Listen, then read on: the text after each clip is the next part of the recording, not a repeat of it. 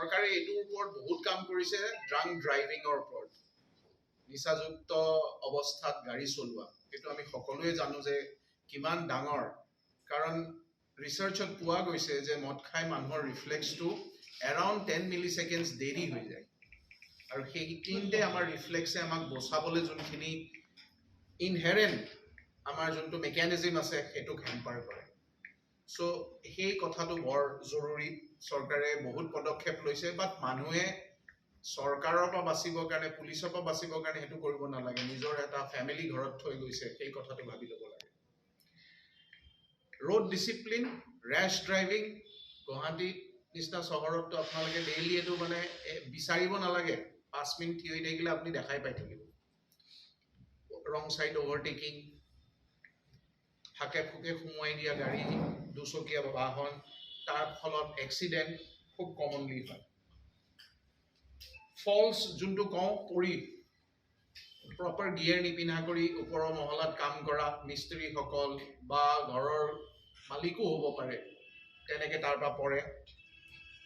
তাৰ পাছত দুৰ্ঘটনা হোৱাৰ পিছত হ'বলগীয়া যোনখিনি আমাৰ ৰেছপন্সিবিলিটি আৰু ডিউটিজ সেইখিনি বিষয়ে এই সজাগতা অভিযানটো আমি চলাইছো গোটেই মাহটোৱে আমি চলাওঁ এই অভিযানটো গোটেই অসমৰ প্ৰায়বোৰ ডিষ্ট্ৰিক্টতে এই অভিযান চলিব জিএনআৰচিৰ কৰ্তৃপক্ষ ডাক্তৰে গৈ পেলাই এই সজাগতা প্ৰগ্ৰেমটো চলাব ইয়াতে কথাটো এইটোৱে হৈছে যে যোনখিনি আমি আগতেই ক'লো যে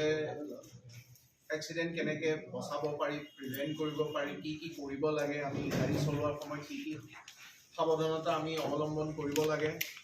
আৰু হেড ইঞ্জুৰি হোৱাৰ সাসপেক্ট কৰিলে কি কাৰ্য আমি এম্বুলেন্স আহাৰ আগতে কৰিব লাগে এম্বুলেন্স কিয় দৰকাৰী এই গোটেইখিনি কথা ক'লো আৰু জিএনআৰচিৰ এই প্ৰগ্ৰেমটো পতাৰ মূল উদ্দেশ্যই হৈছে যাতে আমি স্কুল কলেজতো এই কথাখিনি স্প্ৰেড কৰিব পাৰোঁ জাৰ্নেলিষ্ট বিকজ আপোনালোকৰ ৰিচটো ইমান বেছি যাতে এই বস্তুখিনি গোটেই মানুহলৈ বিয়পি যাওক এইটোৱে এটা আমাৰ উদ্দেশ্য আৰু আপোনালোকে চালে যে মানুহজনৰ ইয়াতে ডিঙিৰ যিটো পাঁচ আছে পাঁচটো নাই তেতিয়া আমি পেচেণ্টক আমি ডেথ হোৱা বা আপোনালোকক ডেথ হোৱা বুলি কৈ দিয়ে আমি আমাৰ মেডিকেল আমি কাৰ্ডিয়েক এৰেষ্ট বুলি কওঁ এই পেচেণ্টকো আমি বচাব পাৰোঁ কাৰণ এজন মানুহৰ যদি হৃদযন্ত্ৰটো বন্ধ হৈ যায় ব্ৰেইনত তেতিয়া তেজ চলাচল বন্ধ হয় তাৰ ফলত মানুহজনে অক্সিজেন নোপোৱা হৈ যায় এজন মানুহৰ 10 মিনিটছ বা তাতকৈ বেছি সময় যদি অক্সিজেন নোপোৱাকৈ থাকে এই মানুহজনৰ ইৰিভাৰ্চিবল ব্ৰেইন চেল ডেথ হয় মানে ব্ৰেইনৰ নিউৰনবিলাক আছে একেবাৰে মৰি যায় এইবিলাক আৰু আমাৰ ডক্টৰে বচাব নোৱাৰে সেইকাৰণে তেনেকুৱা পেচেণ্টবিলাক আমাৰ ৰামচাৰৰ নিউৰ'চাৰ্জন হয় ছাৰেও তেতিয়া এই পেচেণ্টজনক ট্ৰিটমেণ্ট কৰিবলৈ মানে বচাব নোৱাৰে আৰু পেচেণ্টৰ হস্পিটেলিষ্টে টাইম বা বাচি যাব বা ৰিকভাৰী হওঁতে বহুত টাইম লাগিব মানুহজনক এই পেচেণ্টবিলাকক যদি আমি বুকুত হেঁচি আৰ্টিফিচিয়েলি ব্লাড পাম্প কৰি যদি মূৰত তেজ চলাচল কৰাই দিব পাৰোঁ যেতিয়ালৈকে এম্বুলেন্সখন আহি নাপায় তেতিয়া এই মানুহজনৰ জীৱনটো আমি বচাব পাৰিম ইয়াৰ কাৰণে মই এটা টেকনিক আপোনালোকক শিকাই আছোঁ আজি যিটো কয় CPR কাৰ্ডিঅ' পালমোনাৰী ৰিচাৰ্চিটেশ্যন এই টেকনিকটো মই আপোনালোকক শিকাই দি আছোঁ सन 1947 में देश की आज़ादी की टाइम पे हमारे हिंदुस्तान में average life expectancy was 32 years only 32 साल की जिंदगी होती थी एक आम इंसान की आज की डेट में एवरेज लाइफ एक्सपेक्टेंसी 67-68 इयर्स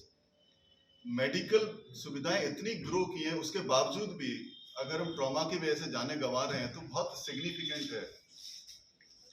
एक जान जाने का मतलब एक इंसान की जान नहीं है इसमें जाने ज्यादातर यंग लोगों की जा रही है क्योंकि ट्रॉमा में इन्वॉल्व मैक्सिमम लोग यंग होते हैं जो कि रोड्स पे चल रहे हैं रन कर रहे हैं इधर से उधर जा रहे हैं काम के लिए जा रहे हैं वर्क के लिए जा रहे हैं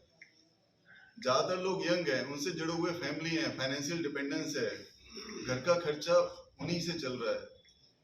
इमोशंस जुड़े हुए हैं एक जान जाने से एक इंसान नहीं जाता बल्कि पूरा परिवार खत्म होता है लोगों को पता नहीं कैसे कैसे करके किसी इंसान की जान बचाने के लिए मेहनत करनी पड़ती है পাইছে নহয় এই আঘাতটো আৰু বাঢ়িছে আমি ইয়াতে মাৰিব লাগিব লাহে লাহে হেল্ল' ছাৰ আপুনি শুনিছে দাদা মানুহজনে কোনো ৰেছপন্স দিয়া নাই তেতিয়া মই ইমিডিয়েটলি কোনোবা এজনক ক'ব লাগিব আপুনি ইমিডিয়েটলি এখন এম্বুলেন্স মাতক পেচেণ্টজন আমি হস্পিটেল ল'ব লাগিব সি বেহুচ হৈ গৈছে এতিয়া এম্বুলেন্সখন আহিলৈকে আপোনালোকৰ এটা কাম থাকিব যিটো আমি এই ডিঙিৰ পালছ এনেকৈ চেক কৰিম আৰু বুকুখন এনেকৈ চাম কিমান ছেকেণ্ড 10 ছেকেণ্ড মানে ঠিক আছে চাম বুকুখন উঠানামা কৰিছে বা ডিঙিৰ পালছ ফিল হৈছে নাই এই পাল্চটো ইয়াতে এইটো চাওক ইয়াৰ পৰা জাষ্ট ইয়াত আহিলে হয় ইয়াত অলপ বেছি দিলে আপোনালোকে এই পাল্চটো পাই যাব যদি মই পালো মানুহজন বেহুচ হয় ডিগ্ৰীৰ পাল্চ আছে নে নাই মোৰ ডাউট হৈছে আৰু মানুহজনৰ বুকুখন উঠানমা কৰা নাই বা নাই পাল্চ তেতিয়া মানুহজনক আমি আৰ্টিফিচিয়েলি ব্লাড পাম্প কৰিব পাৰোঁ যিটো আমি জানে আপোনালোকে অকল যদি এনেকুৱা বুকুত হেঁচি থাকে কণ্টিনিউৱাছ 2 মিনিট তাৰপিছত আকৌ পাল্চ যদি আপোনালোকে চেক কৰে কেতিয়াবা পাল্চ ঘূৰি আহিব পাৰে